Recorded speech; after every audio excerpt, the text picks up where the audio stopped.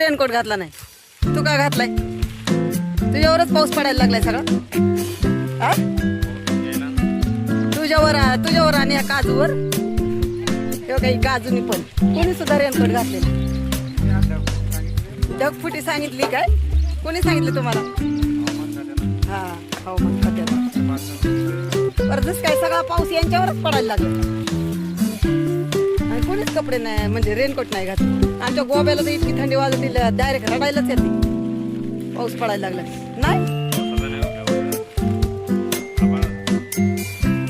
नाही ग.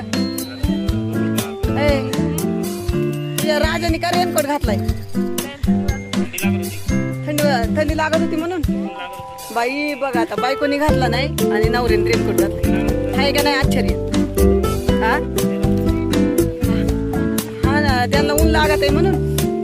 बाई बिचारी किती बघा आता, एवढा पाऊस चालू आहे तरी हिने रेनकोट नाही घातला. माझा मी बांधून ठेवलाय, तिने पण नाही घातला. आणि बघा या गोबीला कसा पाऊस पडलाय. अहो पण पाऊस नाहीच आहे ना काका. पाऊस आहे का मला सांग, आहे का पाऊस? काय नाही, पण आम्ही पण नाही भिजत.